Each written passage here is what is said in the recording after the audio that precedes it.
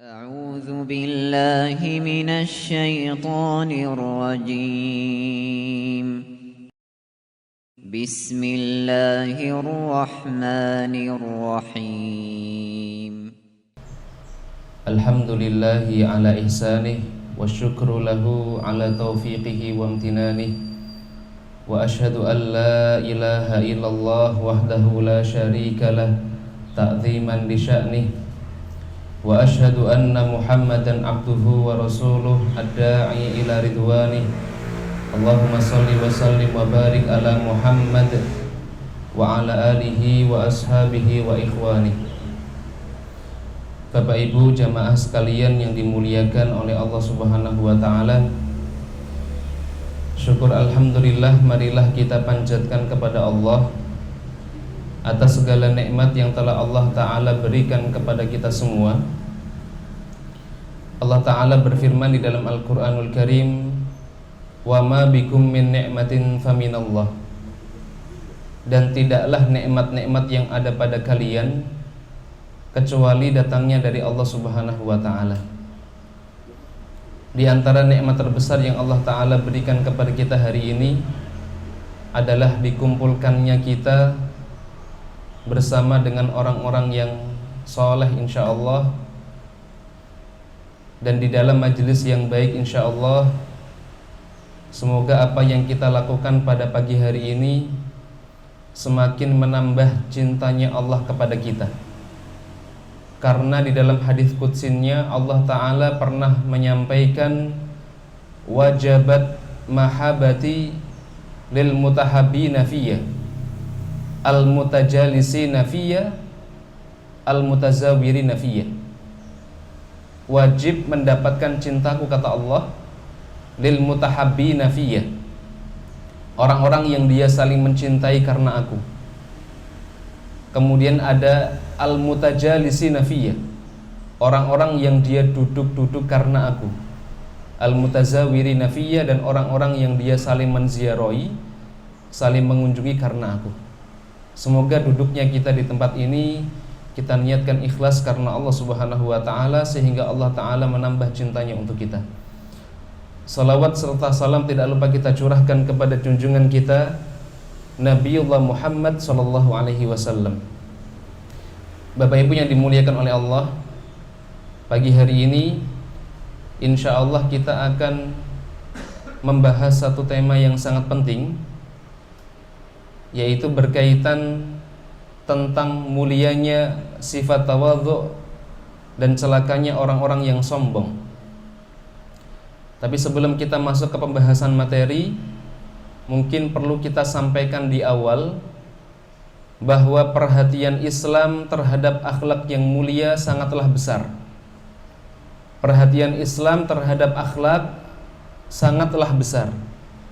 Bahkan salah satu di antara tujuan Allah Ta'ala mengutus Rasulullah SAW ke muka bumi ini adalah untuk menyempurnakan akhlak manusia. Makanya Rasul kita Rasulullah SAW bersabda di dalam hadisnya, "Innama bu'itsu liutammima makarimal akhlak." Sesungguhnya aku diutus ke muka bumi ini adalah untuk menyempurnakan akhlak manusia. Dan tahukah kita bahwa di antara hal yang paling banyak memasukkan seorang hamba ke dalam surganya Allah adalah akhlak yang mulia. Ana ulangi sekali lagi, di antara hal yang paling banyak memasukkan seorang hamba ke dalam surganya Allah adalah akhlak yang mulia. Oleh karenanya Nabi kita Nabiullah Muhammad SAW ketika ditanya oleh seorang laki-laki tentang hal yang paling banyak memasukkan seorang hamba ke dalam surga, su'ila Rasulullah SAW an aktsari ma yudkhilin nasa al jannah. Rasulullah ditanya tentang hal yang paling banyak memasukkan seorang hamba ke dalam surga, maka Rasulullah SAW mengatakan, taqwallah wa husnul khuluq. Yang paling banyak memasukkan orang ke dalam surganya Allah adalah bertakwa kepada Allah, wa husnul khuluq, dan akhlak yang mulia. Kemudian di dalam hadisnya yang lain dari Abu Umamah radhiyallahu taala anhu, Rasulullah sallallahu alaihi wasallam juga pernah menyampaikan, "Ana za'imun bi baitin fi a'lal jannah liman hasuna khuluquhu." Rasulullah mengatakan, aku menjamin rumah di surga yang paling tinggi, kata Nabi, liman hasuna khuluquhu, bagi orang-orang yang dia berakhlak yang baik. Kalau kita ditanya, mau nggak kita dibangunkan rumah oleh Allah di surga? Tentunya kita pasti akan mau. Jangankan dibangunkan rumah di surga, dibangunkan rumah di dunia saja kita sangat senang, kita sangat bergembira, apalagi dibangunkan oleh Allah Subhanahu wa taala rumah di surga.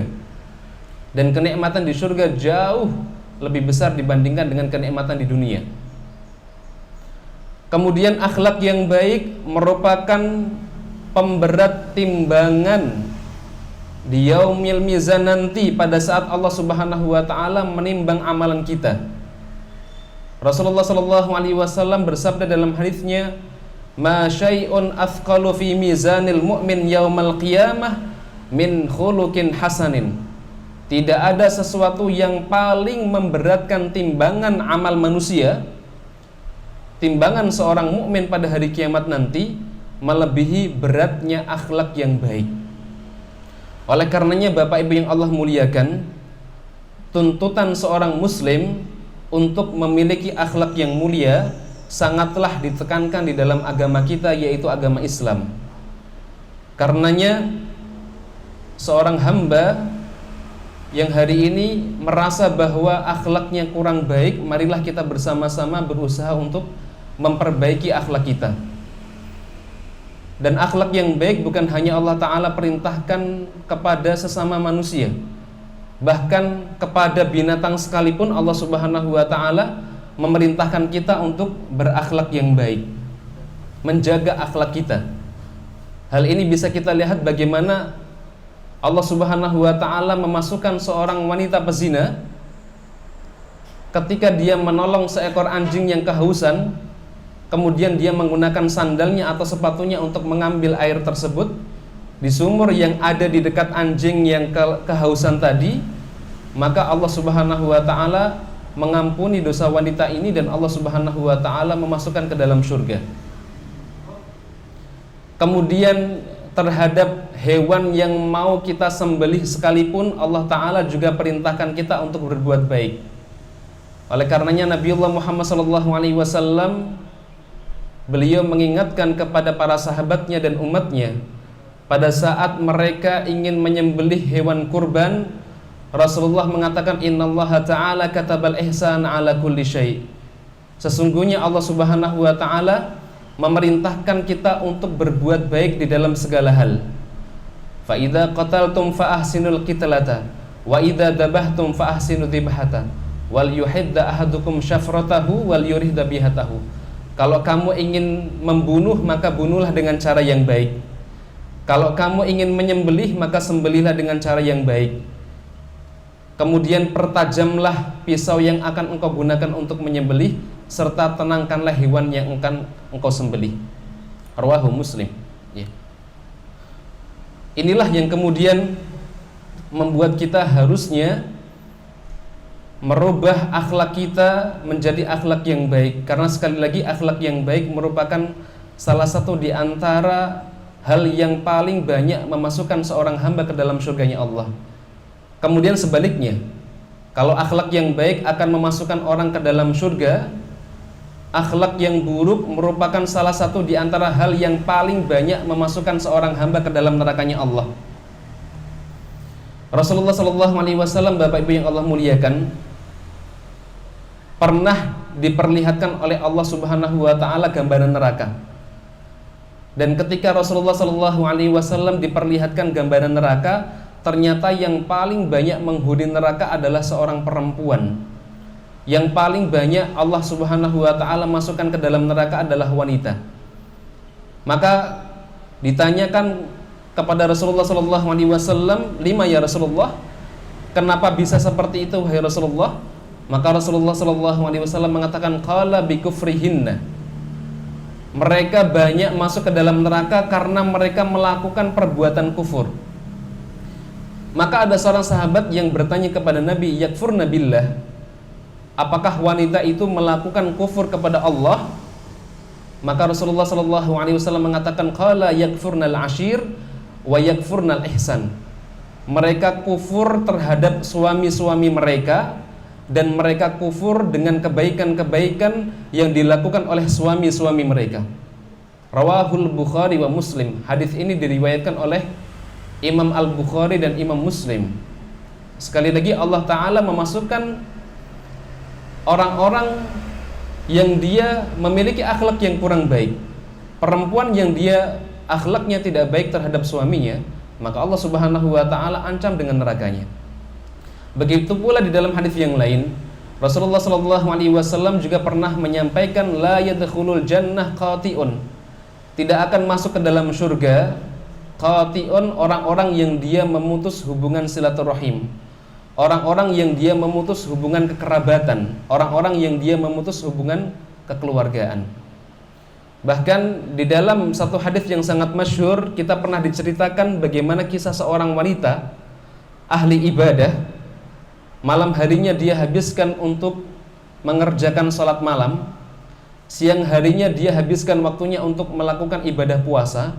Tapi karena lisannya menyakiti tetangganya, lisannya tidak bisa dia jaga, maka Rasulullah SAW mengatakan, la khaira fiha wahya finnar, tidak ada kebaikan padanya dan dia dimasukkan oleh Allah Subhanahu wa Ta'ala ke dalam neraka. Oleh karenanya Bapak Ibu yang Allah Subhanahu wa Ta'ala muliakan, sekali lagi permasalahan seputar akhlak yang baik ini haruslah menjadi perhatian yang besar untuk kita semua.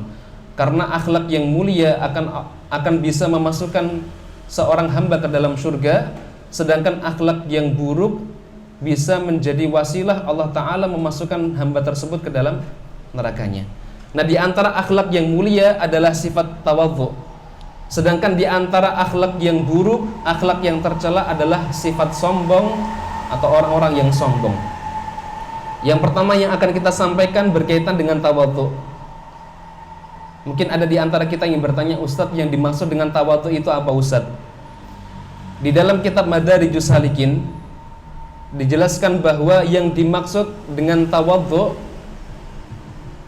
salah satu di antara makna yang dijelaskan oleh para ulama adalah merendahkan diri dan bersikap lembut kepada orang-orang di sekitar kita. Merendahkan diri dan bersikap lembut kepada orang-orang di sekitar kita. Ini di antara makna tawadhu yang dijelaskan di dalam kitab Madarijus Salikin. Kemudian ada seorang ulama yang bernama Imam Hasan Al-Basri. Beliau pernah bertanya kepada murid-muridnya tentang makna tawadhu. Beliau mengatakan, hal tadruna mat tawadhu, apakah kalian tahu apa itu makna tawadhu? Maka kemudian beliau mengatakan, atawadhu an takhruja min manzilika fala talqa musliman illa ra'aita lahu 'alaika fadla. Beliau memberikan satu gambaran yang mudah bagi kita supaya kita bisa memahami apa itu makna tawadhu. Beliau mengatakan tawadhu itu adalah engkau keluar dari rumahmu, kemudian engkau bertemu dengan seorang muslim, dan engkau merasa bahwa muslim itu atau orang itu lebih mulia dari engkau. Ana ulangi sekali lagi, tawadhu adalah engkau keluar dari rumahmu, dari kediamanmu, kemudian engkau bertemu dengan seorang muslim dan engkau merasa bahwa dia lebih mulia daripada engkau. Jadi kuncinya tawadhu adalah melihat orang lain lebih mulia dibandingkan dengan kita. Ini di antara makna yang disampaikan oleh Imam Hasan Al-Basri. Jadi kalau kita keluar dari rumah, kita bertemu dengan orang yang kaya atau orang yang miskin, kita bertemu dengan anak-anak muda atau orang yang sudah tua, maka kita merasa bahwa orang-orang yang kita temui tadi lebih mulia dibandingkan dengan kita. Kemudian Imam Al-Ghazali beliau juga pernah menyampaikan di dalam satu qaulnya hampir semakna dengan yang disampaikan oleh Imam Hasan Al-Basri. Beliau mengatakan, kalau kita bertemu dengan orang yang lebih tua, faqul li nafsika hadza sabaqani lil Islam. Kalau kita bertemu dengan orang yang jauh lebih tua atau lebih dewasa di antara kita, maka kita katakan di dalam diri kita, hadza sabaqani lil Islam. Orang ini lebih dulu masuk Islam daripada saya. Walahu ta'at aktsar minni, dan dia lebih banyak melakukan ketaatan-ketaatan atau ibadah-ibadah dibandingkan dengan aku. Jadi dia lebih dulu masuk Islam dan ibadah yang dia lakukan lebih banyak daripada aku. Wa in kana asghar minka faqul li nafsika dzunubuhu aqal minni. Kalau kita bertemu dengan orang yang lebih muda, lebih kecil, atau umurnya mungkin lebih muda dibandingkan dengan kita, maka kita katakan di dalam diri kita bahwa dosanya lebih sedikit dibandingkan dengan kita. Ya. Ini diantara cara yang bisa kita lakukan supaya kita bisa bersikap tawadhu terhadap orang lain. Kemudian jemaah yang dimuliakan oleh Allah Subhanahu wa taala, banyak di antara para ulama yang memuji sifat atau akhlak tawadhu. Di antara para ulama yang memuji orang-orang yang memiliki sifat tawadhu, di antaranya adalah Imam Asy-Syafi'i. Imam Asy-Syafi'i di dalam satu perkataannya, beliau mengatakan arfa'un nas qadran. Orang yang paling tinggi kedudukannya, kata beliau, adalah man la yara qadrahu, yaitu orang-orang yang tidak pernah menampakkan kedudukannya, orang-orang yang dia tidak pernah menampakkan posisinya. Wa akbarun nas fadla man la yara fadlahu. Kemudian orang yang paling mulia, kata beliau, adalah orang-orang yang dia tidak pernah menampakkan kemuliaannya. Orang yang paling tinggi kedudukannya adalah orang-orang yang tidak pernah menampakkan kedudukannya. Dan orang yang paling mulia, kata beliau, adalah orang-orang yang tidak pernah menampakkan kemuliaannya. Syu'abul Iman Al-Baihaqi. Oleh karenanya, Bapak Ibu yang dimuliakan oleh Allah Subhanahu wa taala, orang yang tawadhu berarti bukan orang yang suka pamer dengan posisi atau jabatan yang dia punya. Orang yang tawadhu bukanlah orang yang suka pamer dengan kemuliaannya, atau orang yang suka pamer dengan kebaikan-kebaikan yang pernah dia lakukan. Kalau dia adalah orang-orang yang mungkin rajin sedekah, orang-orang yang dia suka mungkin membangun pesantren, masjid, atau sekolah, maka dia tidak pernah memamerkan kebaikan-kebaikan yang pernah dia lakukan. Ya. Kemudian Abu Bakar As-Siddiq radhiyallahu ta'ala anhu, beliau juga pernah mengatakan wajadnal kiram fit taqwa wal ghina fil yakin wasyarfa fit tawadhu. Ya. Kami dapati kemuliaan itu ada dari sifat takwa, dan qanaah itu muncul karena yakin dengan apa yang ada di sisi Allah Subhanahu wa taala. Wasyarfa fit tawadhu, dan kedudukan mulia itu didapati dari sifat tawadhu. Ini diantara perkataan-perkataan yang disebutkan oleh para ulama berkaitan dengan mulianya sifat tawadhu atau mulianya akhlak tawadhu.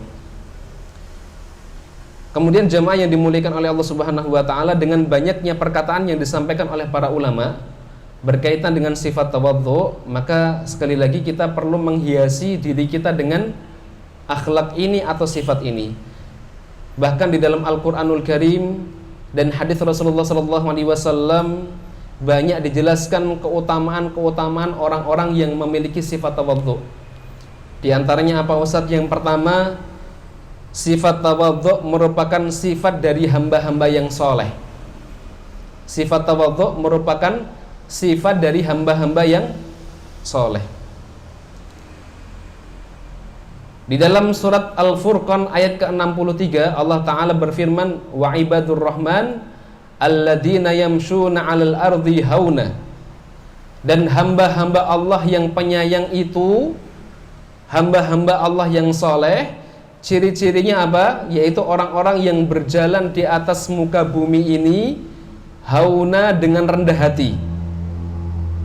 Jadi sifat dari hamba-hamba Allah yang saleh, hamba-hamba Allah yang penyayang adalah ketika dia berjalan di muka bumi ini, dia berjalan dengan hauna.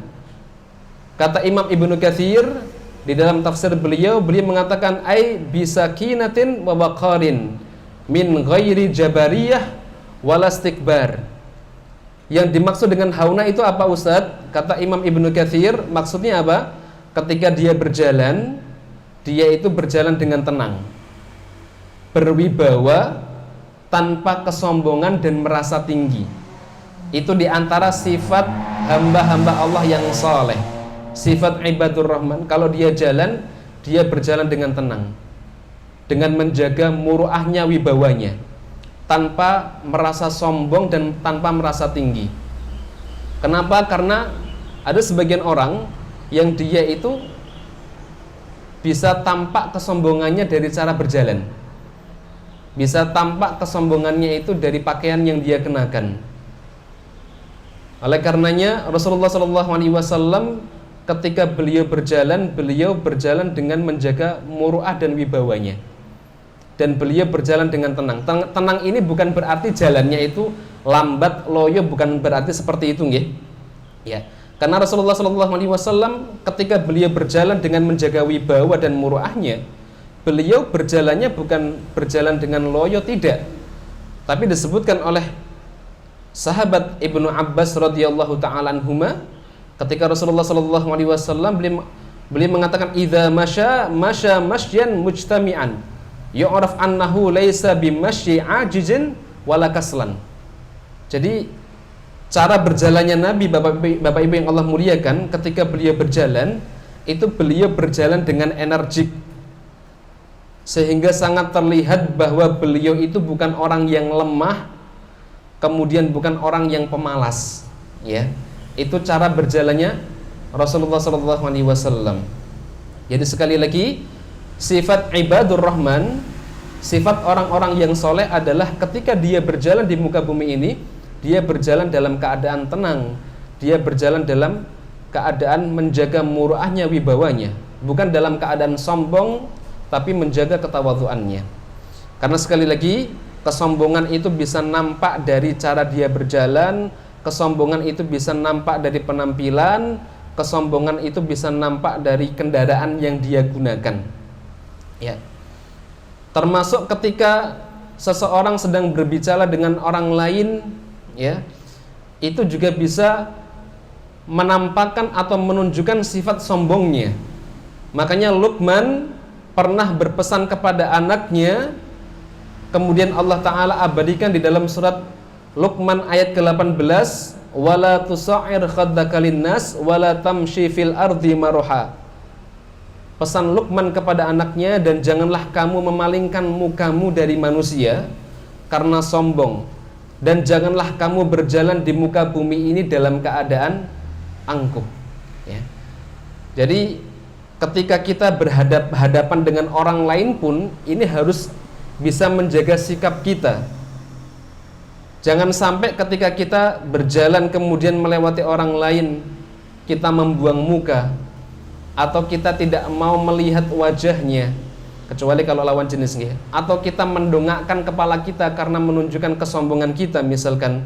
Ya, ini tidak boleh kita lakukan. Ya. Kemudian Bapak Ibu yang Allah muliakan, ini yang pertama, bahwa sifat dari hamba-hamba Allah yang soleh adalah, termasuk diantaranya adalah dia memiliki sifat tawadhu. Kemudian yang kedua, kenapa kita harus memiliki sifat tawadhu? Karena di antara sebab seorang hamba mendapatkan kemuliaan di dunia dan di akhirat adalah ketika dia memiliki sifat tawadhu. Rasulullah SAW bersabda di dalam hadis yang mulia, "Ma naqasat shadaqatun min malin wa ma zadallahu 'abdan bi'afin illa 'izzan wa ma tawaddu'a ahadun illa rafa'ahullah." Sedekah itu tidak akan mengurangi harta dari orang yang bersedekah, dan tidaklah Allah Subhanahu wa ta'ala menambahkan sesuatu kepada orang-orang yang dia mau memaafkan illa izzan, kecuali Allah akan tambahkan kemuliaan untuknya. Wa ma tawaddu'a ahadun lillah illa rafa'ahullah. Dan tidaklah seseorang itu memiliki sifat tawadhu karena Allah kecuali Allah Ta'ala akan angkat derajatnya, Allah akan meninggikannya. Jadi orang-orang yang dia memiliki sifat tawadhu, maka Allah akan angkat derajatnya di dunia, dan Allah akan angkat derajatnya di akhirat ya. Ini yang kedua. Kemudian yang ketiga, kenapa kita harus memiliki sifat tawadhu? Karena sifat tawadhu itu merupakan salah satu di antara hal yang mendapatkan perhatian dari Allah. Sifat tawadhu merupakan salah satu di antara hal yang mendapatkan perhatian besar dari Allah. Kok bisa Ustaz? Rasulullah SAW di dalam hadisnya yang mulia beliau mengatakan, innallaha auha ilayya an tawaddu'u. Sesungguhnya Allah Ta'ala mewahyukan padaku, Allah mewahyukan kepada Nabiullah Muhammad SAW antawaddu'u, supaya apa? Supaya Rasulullah dan para sahabat itu memiliki sifat tawaddu. Hatta la yafkhar ahadun ala ahadin wa la yabghi ahadun ala ahadin. Sehingga tidak ada di antara kalian saling berbangga diri antara satu dengan yang lain, dan tidak ada di antara kalian saling melampaui batas antara satu dengan yang lain. Di sini Rasulullah SAW menggunakan kalimat auha ilayya, Allah mewahyukan kepadaku, karena memang sifat tawadhu ini Allah Ta'ala perintahkan baik di dalam Al-Quranul Karim maupun melalui hadis Rasulullah SAW. Di dalam Al-Quran banyak sekali ayat-ayat yang memerintahkan kepada kita semua agar kita memiliki sifat tawadhu. Ya, tadi sudah kita jelaskan ya, sifat ibadur rahman. Ibadur rahman alladzina yamshuna 'alal ardi hauna. Orang-orang saleh, orang-orang yang memiliki sifat penyayang, pengasih adalah orang-orang yang dia berjalan di muka bumi ini dalam keadaan hauna, tawadhu, rendah diri. Kemudian di dalam surat Asy-Syu'ara ayat ke-215 Allah Ta'ala juga berfirman, wakhfid janahaka limanittaba'aka minal mu'minin, dan rendahkanlah dirimu terhadap orang-orang yang mengikutimu, yaitu orang-orang yang beriman ya. Allah Ta'ala memerintahkan kepada Rasulullah SAW agar bersifat tawadhu terhadap orang-orang yang beriman ya. Kemudian di dalam surat Luqman ayat ke-18 tadi ya, wala tusa'ir khaddaka linnas wala tamshi fil ardi maraha, dan janganlah kamu memalingkan mukamu dari manusia karena sombong, dan janganlah kamu berjalan di muka bumi ini dalam keadaan angkuh. Dan masih banyak ayat-ayat yang lain. Ini ayat-ayat yang berkaitan tentang perintah untuk supaya kita memiliki sifat tawadhu ya. Kemudian jamaah yang dimuliakan oleh Allah Subhanahu wa taala, Rasulullah SAW adalah teladan kita di dalam kebaikan, termasuk teladan di dalam sifat tawadhu ya. Rasulullah SAW adalah orang yang paling tawadhu. Bahkan sifat tawadhu'nya Nabi ini beliau tampakkan bukan hanya kepada orang-orang dewasa saja, bahkan terhadap anak-anak yang kecil sekalipun Rasulullah SAW itu menjaga ketawadhuannya. Anda ambilkan contoh di dalam satu hadis dari Ibnu Hibban disebutkan bahwa Rasulullah SAW, Bapak Ibu yang Allah muliakan, itu memiliki kebiasaan mengunjungi orang-orang Ansor. Orang-orang Ansor itu adalah orang-orang yang dia menolong sahabat-sahabat Muhajirin yang hijrah dari Mekah menuju ke Madinah. Disebutkan di dalam hadis, anna Nabiyya sallallahu alaihi wasallam kana yazurul Ansor. Rasulullah sallallahu alaihi wasallam itu biasa mengunjungi orang-orang Ansor ya. Wa yusallim ala sibyanihim ya. Beliau ketika mengunjungi orang-orang Ansor, maka beliau memberi salam kepada anak-anak kecil ya. Kemudian beliau wayamsah ru'usahum. Rasulullah SAW juga mengusap kepala mereka. Coba bayangkan kalau di kita biasanya ketika ada orang mulia, seorang ustadz misalkan, atau seorang kiai, atau orang tua misalkan, biasanya anak-anak kecil yang mendatangi orang tua tersebut, atau anak kecil mendatangi gurunya, atau seorang murid mendatangi gurunya untuk mencium tangannya misalkan. Tapi Rasulullah SAW ternyata memberikan contoh kepada kita tidak harus seperti itu terus. Ya. Beliau bahkan memberikan contoh kepada kita, beliau menyalami anak-anak kecil dari anak-anak orang Ansor tadi, kemudian mengusap kepalanya. Ya. Ini yang dicontohkan Rasulullah SAW. Padahal beliau adalah seorang Rasul, seorang Nabi, bahkan seorang kepala negara. Tapi beliau tidak malu untuk memberikan salam terlebih dahulu kepada orang yang lebih muda. Kemudian contoh lain yang bisa kita ambil di dalam kehidupan kesehariannya Rasulullah SAW, Rasul Bapak Ibu yang Allah muliakan, ketika beliau berada di dalam rumahnya, beliau tidak malu, tidak segan untuk membantu pekerjaan istri-istri beliau. Bahkan ketika sandal beliau putus, bajunya sobek, beliau itu menjahit dan memperbaiki dengan tangannya sendiri. Kalau baju kita sobek, biasanya kita minta tolong sama istri, Pak, atau kita jahit sendiri, Pak? Biasanya minta tolong sama istri, nggih, atau kita bawa ke tukang jahit. Tapi Rasulullah SAW ternyata ketika beliau bajunya sobek, beliau menjahit dengan tangannya sendiri. Ya, disebutkan di dalam hadis dari sahabat Urwah. Sahabat Urwah, beliau pernah bertanya kepada Aisyah tentang apa? Tentang apa yang dikerjakan oleh Nabi pada saat beliau berada di dalam rumah. Maka Aisyah mengatakan beliau itu melakukan seperti apa yang dilakukan oleh salah seorang di antara kalian. Pada saat membantu istri-istrinya, beliau mengesol sandalnya, menjahit bajunya sendiri, bahkan beliau mengangkat air di ember, ngangsu air, Pak, ya, ngangkatin air sendiri. Padahal beliau adalah seorang Rasul, beliau adalah seorang Nabi, dan beliau adalah seorang pemimpin umat pada waktu itu, ya, ketika beliau masih hidup, ya. Beliau adalah seorang kepala negara, tapi beliau tidak malu untuk mengesol sandalnya sendiri, menjahit bajunya yang sobek, mengangkat air. Kemudian contoh lain yang bisa kita lakukan adalah pada saat beliau didatangi oleh seorang laki-laki, ya. Ada seorang laki-laki, dia menghadap Rasul. Karena saking mulianya Nabi, laki-laki ini kagum dengan karismanya Rasulullah SAW, sehingga ketika bertemu dengan Nabi, dia gemeteran, badannya gemeteran.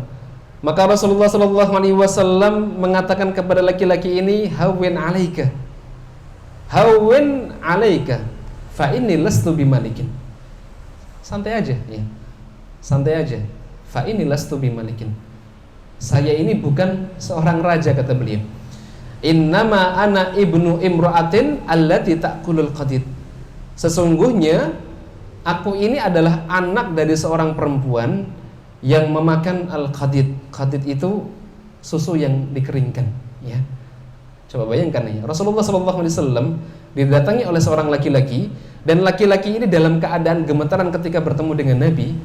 Tapi Rasulullah SAW justru mengatakan, hawwin alaika, santai aja, ya, santai aja. Saya juga manusia, ya. Kalau kamu makan roti, saya juga makan roti, ya.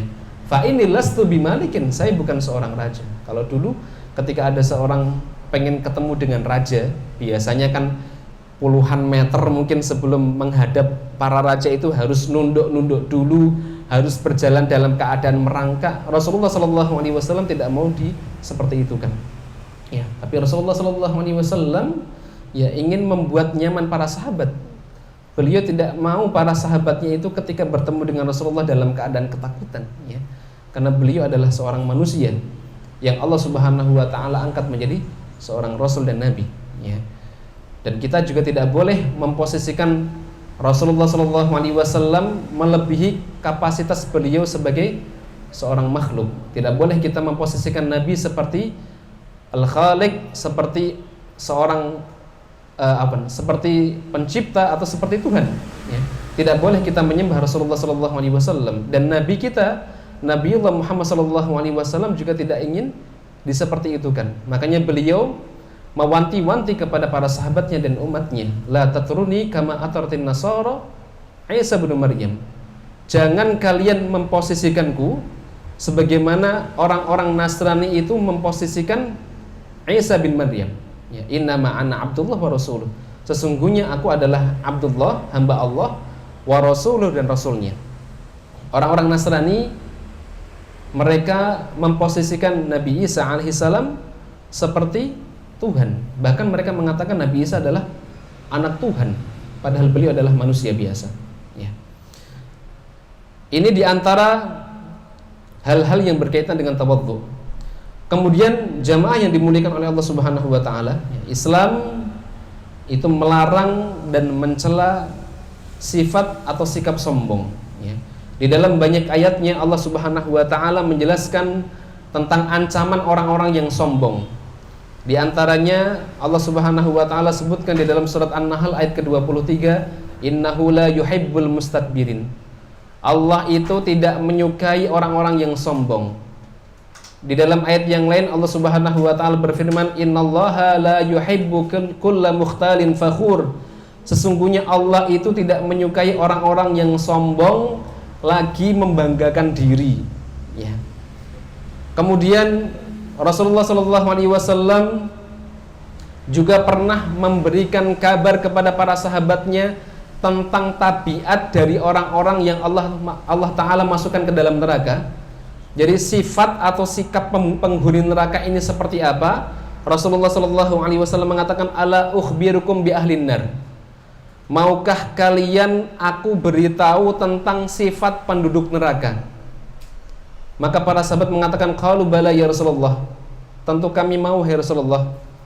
Maka Rasulullah mengatakan, qala kullu utullin jawadin mustakbirin. Sifat atau karakter dari penghuni neraka adalah kullu utullin jawadin mustakbirin.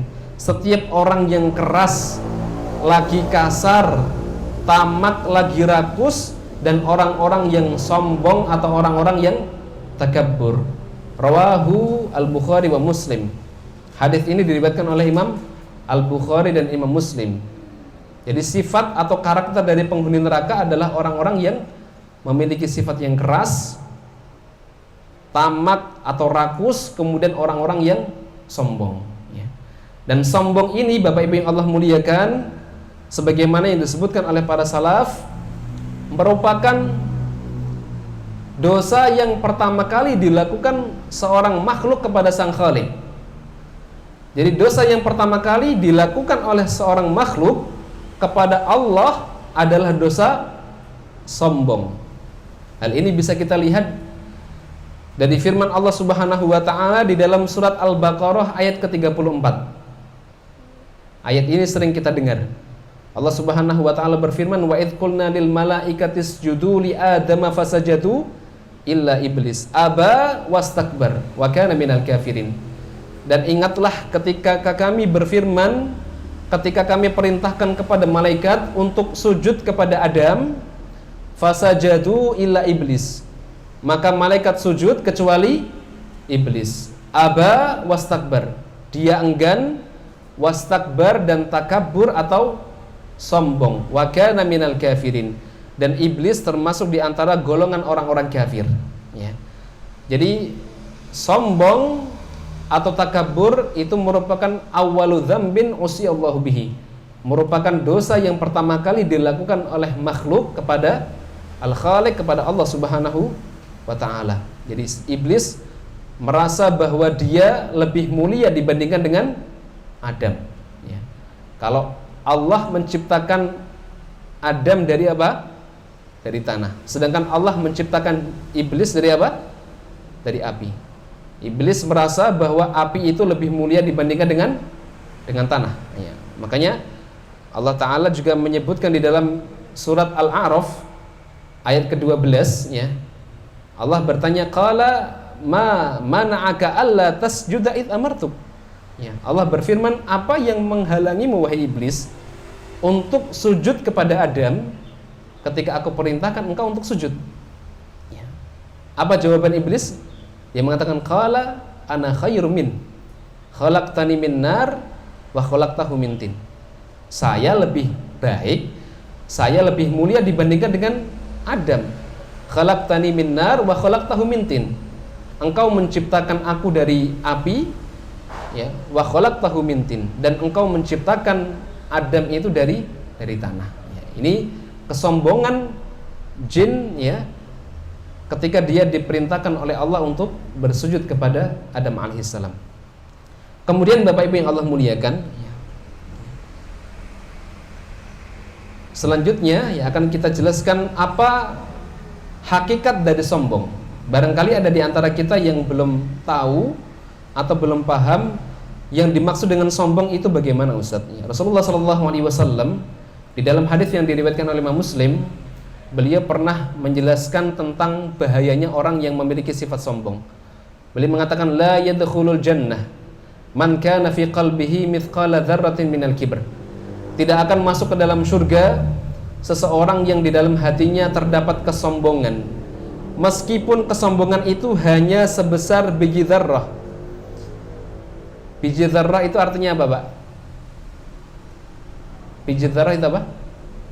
Ada yang mengatakan dzarrah itu maknanya biji sawi. Ada yang mengatakan dzarrah itu maknanya adalah an-namlah as-saghirah, ya. Apa itu namlah? Namlah itu semut, ya, semut yang kecil. Semut itu sudah kecil, Pak. Ya, tapi para ulama mengatakan semut yang kecil gitu, nggih, ya. Berarti semut yang sangat kecil. Itu diantara makna dzarrah, ya. Ada yang mengatakan dzarrah itu maknanya adalah ghubarun zaqiqun alladzi la yadhhar illa fi dhaw. Debu yang sangat kecil yang tidak terlihat kecuali ketika disinari, ya. Itu diantara makna dzarrah. Ada yang menafsirkan dzarrah itu adalah partikel-partikel kecil yang keluar dari balik jendela rumah kita pada saat pagi hari. Kalau kita pagi hari buka jendela rumah, ya, itu biasanya ada cahaya yang masuk, kemudian di situ ada kayak partikel-partikel kecil gitu, ya. Itu yang disebut dengan dzarrah. Tapi intinya adalah dzarrah merupakan sesuatu yang sangat kecil. Nah, kesombongan sekecil apapun itu bisa menyebabkan pelakunya diancam oleh Allah Subhanahu wa taala, dimasukkan ke dalam nerakanya. Faqala rajulun, kemudian ada seorang laki-laki yang bertanya kepada Nabi, "Ya Rasulullah, innar rajula yuhibbu an yakuna thawbuhu hasanan wa na'luhu hasanatan." Wahai Rasulullah, sesungguhnya ada seseorang, ada orang-orang yang dia suka memakai baju yang bagus. Ada orang-orang yang suka memakai sandal yang bagus. Apakah orang yang memakai baju yang bagus tadi, memakai sandal yang bagus tadi merupakan bagian dari kesombongan? Ya, ini ada seorang laki-laki yang bertanya kepada Nabi. Maka Rasulullah SAW mengatakan, "Innallaha jamilun yuhibbul jamal." Sesungguhnya Allah adalah zat yang maha indah dan Allah mencintai keindahan. Kemudian beliau mengatakan, "Al-kibru batarul haq wa ghamtun nas." Yang dimaksud dengan kiber atau sombong itu adalah batarul haq wa ghamtun nas. Batarul haq, apa itu batarul haq? Menolak kebenaran, wa ghamtun nas, meremehkan atau merendahkan manusia. Ya. Bapak Ibu yang dimuliakan oleh Allah, dari hadis yang kita sampaikan tadi ada beberapa faedah yang bisa kita ambil. Di antaranya adalah yang pertama, tadi sudah kita jelaskan, Allah Ta'ala memberikan ancaman untuk orang-orang yang sombong, bahwa mereka akan dimasukkan oleh Allah ke dalam neraka. Yang kedua, orang yang memakai baju yang bagus atau memiliki kendaraan yang bagus, rumah yang bagus, pakai sandal yang bagus atau tas yang bagus, itu bukan berarti orang-orang itu adalah orang-orang yang sombong, ya. Bukan berarti orang itu adalah orang yang sombong. Dan sebaliknya, bisa jadi ada orang yang terlihat miskin, mungkin rumahnya jelek, kendaraannya mungkin jelek, pakaian yang dia pakai pakaian yang sederhana, kurang bagus misalkan, tapi dia adalah orang-orang yang sombong. Ada nggak yang seperti itu? Ada, ya. Dan Rasulullah SAW bahkan memberikan ancaman yang keras kepada orang-orang yang miskin yang dia sombong. Di dalam hadis yang mulia, Rasulullah SAW menjelaskan, "Thalathatun la yukallimuhumullahu ta'ala yaumal qiyamah."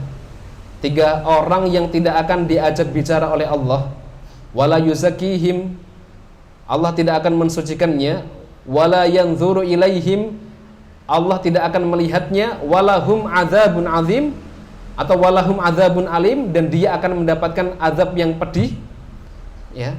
Salah satu di antara 3 orang itu, kata Nabi, adalah ailun mustakbirun, orang miskin yang dia sombong. Miskin tapi sombong. Kalau orang kaya, mungkin dia bisa menyombongkan kekayaannya. Kalau orang ganteng, orang cantik, dia bisa menyombongkan kegantengannya, ya. Kalau orang miskin, yang disombongkan apanya? Ya. Oh, saya punya rumah saya jelek ini, ya. Keren toh, ya. Gak ada yang disombongkan, tapi dia bisa sombong, ya. Dia bisa sombong. Kenapa? Karena dia melakukan 2 hal yang nanti akan kita jelaskan, ya.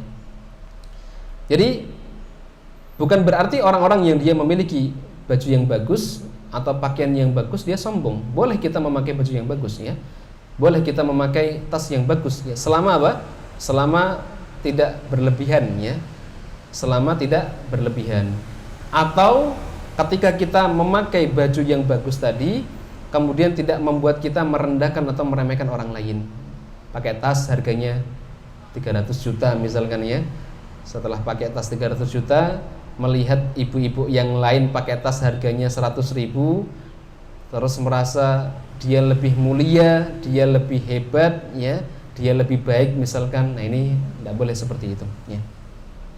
Kemudian di antara faedah yang lain yang bisa kita ambil adalah ciri orang yang sombong. Itu yang pertama adalah menolak kebenaran, ya. Batarul haq, menolak kebenaran, ya. Ada beberapa faktor kenapa orang itu menolak kebenaran, ya. Di antaranya apa? Yang pertama adalah kebodohan, ya. Karena dia bodoh, dia nggak tahu. Ketika diberitahu hal yang benar, dia menolak kebenaran tersebut, ya. Kemudian yang kedua di antara faktor yang membuat orang itu bisa menolak kebenaran adalah karena adanya kepentingan duniawi yang ingin dia kejar, ya. Mungkin karena dia dibayar mahal, ya. Kemudian dia diperintahkan untuk menjelek-jelekan Islam, padahal dia tahu mungkin bahwa menjelek-jelekan Islam ini orang muslim sendiri, ya, itu merupakan satu kekufuran, misalkan satu kemaksiatan kepada Allah Subhanahu wa taala. Tapi karena dia dibayar, dikasih uang, dia mau melakukan hal tersebut, ya. Yang ketiga adalah karena hasadnya atau benci akan nikmat yang ada pada orang lain, ya. Ini diantara faktor-faktor yang membuat orang itu menolak kebenaran. Kemudian yang kedua, di antara ciri dari orang yang sombong adalah ghamtun nas, meremehkan manusia, merendahkan manusia, ya. Dan kita tahu bahwa merendahkan manusia, meremehkan manusia merupakan hal yang dilarang di dalam agama kita. Kenapa? Karena seorang muslim antara muslim yang lain saling bersaudara. Kata Rasulullah SAW di dalam hadis yang diriwayatkan oleh Imam Muslim, beliau mengatakan al-muslimu akhul muslim. Seorang muslim adalah saudara bagi muslim yang lain. La yadlimuhu wa la yahkiruhu wa la yakhdhulhu. Tidak boleh dia menzaliminya, tidak boleh dia meremehkannya, tidak boleh dia menghinakannya. Kemudian Rasul mengatakan at-taqwa hahuna wa yushiru ila sadrihi thalatha marrat. Takwa itu tempatnya di hati. Takwa itu tempatnya di hati. Takwa itu tempatnya di hati. Rasulullah SAW menyebutkan bahwa takwa seorang hamba itu ada pada hatinya. Yang menentukan baik buruknya seorang muslim itu ada pada ketakwaannya. Makanya kita tidak boleh menghukumi atau melihat seseorang itu hanya dari sisi zahirnya saja, ya. Misalkan menghukumi seseorang itu dia baik, ya, atau dia jelek hanya dari melihat tampilan fisik, ya. Rasulullah SAW menyebutkan dalam hadisnya, innallaha la yanzuru ila suwarikum wa amwalikum. Allah itu tidak melihat rupa kalian, Allah tidak melihat harta kalian, walakin yanzuru ila qulubikum wa amalikum. Tapi yang dilihat oleh Allah adalah hati-hati kalian dan amal soleh kalian. Jadi sekali lagi, seorang muslim adalah muslim yang lain, maka haram hukumnya untuk menzalimi muslim yang lain, haram hukumnya meremehkan muslim yang lain, haram hukumnya menyakiti muslim yang lain atau menghinakan muslim yang lain. Dan ketakwaan itu merupakan kunci dari kebaikan, ya. Kebaikan seseorang itu diukur dari ketakwaannya, bukan pada zahirnya. Oleh karenanya jemaah yang Allah muliakan, Rasulullah SAW pernah bertanya kepada seorang sahabat, ya, ketika lewat seorang laki-laki, ya. Kemudian di samping Nabi ada sahabatnya, beliau mengatakan, ma ra'yuka bihadzal rajul, ya. Jadi ada sebuah hadis, ya, yang disebutkan marra rajulun 'ala Nabi sallallahu alaihi wasallam, ada seorang laki-laki yang lewat di hadapan Nabi, faqala li rajulin 'indahu jalis, kemudian Rasulullah bertanya kepada sahabatnya yang duduk di sampingnya. Apa yang dikatakan Nabi? Beliau mengatakan, ma ra'yuka bihadzal rajul, bagaimana menurut kamu tentang laki-laki yang baru saja lewat tadi? Maka sahabatnya mengatakan, hadzal rajul min asyrafin nas, laki-laki yang barusan lewat itu adalah laki-laki yang mulia, kata dia. Wallahi hadza hariyun in khataba yunkah lahu wa in syafa'a an yusyafa' lahu wa in qala yusma' liqaulih. Demi Allah, kalaulah seandainya laki-laki ini melamar seorang gadis, melamar seorang perempuan, maka lamarannya akan diterima. Dan kalau dia meminta pertolongan, maka orang-orang itu akan berbondong-bondong untuk menolongnya. Wa in qala yusma' liqaulih, dan kalau dia berbicara, maka orang-orang itu akan mendengarkan apa yang dia sampaikan. Fasakata Nabi sallallahu alaihi wasallam, maka Rasulullah sallallahu alaihi wasallam itu kemudian terdiam. Tsumma marra rajulun akhar, setelah itu lewat laki-laki yang lain. Maka Rasulullah SAW bertanya untuk yang kedua kalinya, ma ra'yuka bihadzal rajul, bagaimana menurut kamu tentang laki-laki yang barusan lewat tadi? Maka sahabatnya mengatakan, hadzal rajul min fuqara'il muslimina, laki-laki ini adalah laki-laki yang fakir, laki-laki yang kasihan, miskin. Hadza wallahi hariyun in khataba la yunkah wa in syafa'a la yusyafa' wa in qala la yusma' liqaulih. Demi Allah, kalaulah laki-laki ini melamar seorang perempuan, maka tidak ada seorang perempuan pun yang mau menerima lamarannya. Kalau dia minta tolong, tidak ada seorang pun yang mau menolongnya. Dan ketika dia berbicara, tidak ada seorang pun yang mau mendengarkan apa yang dia sampaikan. Maka Rasulullah SAW mengatakan, hadzal rajul khairun min mil'il ardi mithla hadza. Laki-laki yang kedua ini, kata Rasulullah, jauh lebih mulia dibandingkan dengan laki-laki yang pertama, meskipun bandingannya adalah satu orang laki-laki yang kedua, dibandingkan dengan dunia ini dipenuhi oleh laki-laki yang kedua. Afan, betul ya? Bandingannya apa? Satu orang laki-laki yang kedua dibandingkan dengan dunia ini dipenuhi oleh laki-laki yang pertama. Maka orang yang kedua ini jauh lebih mulia dibandingkan dengan laki-laki yang pertama. Inilah yang kemudian membuat kita tidak boleh menghukumi seseorang itu dari zahirnya, ya. Karena bisa jadi ada orang yang mungkin dari zahirnya terlihat soleh, ya, tapi ternyata kelakuannya mungkin toleh, ya, kelakuannya tidak baik, ya. Kemudian selanjutnya, ya, Rasulullah SAW melalui hadis yang tadi juga menjelaskan, ya, at-taqwa hahuna wa yushiru ila sadrihi thalatha marrat. Beliau mengatakan, bihasbi mri'in minasyarri an yahkira akhahul muslim. Cukuplah seseorang dikatakan orang yang buruk, kata Rasul, ketika dia meremehkan atau merendahkan muslim yang lain. Cukuplah seseorang dikatakan orang yang buruk ketika dia merendahkan atau meremehkan muslim yang lain. Jadi kita tidak boleh merendahkan muslim yang lain, tidak boleh kita bersikap angkuh atau congkak terhadap muslim yang lain, ya. Ini diantara perintah Rasulullah SAW supaya kita bersikap tawadhu. Tidak boleh kita bersikap sombong kepada muslim yang lain, karena sesama muslim itu merupakan saudara bagi muslim yang lain. Hadza wallahu taala a'lam bissawab. Baik Bapak Ibu yang Allah muliakan, mungkin itu yang bisa kami sampaikan, ya. Kurang lebihnya mohon maaf, ya, apabila terdapat kekurangan, ya.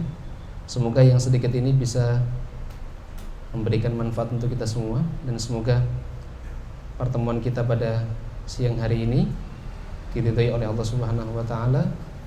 Kita tutup dengan hamdalah dan kafaratul majelis. Alhamdulillahirabbil alamin. Subhanakallahumma bihamdika asyhadu an la ilaha illa anta astaghfiruka wa atubu ilaik. Assalamualaikum warahmatullahi wabarakatuh.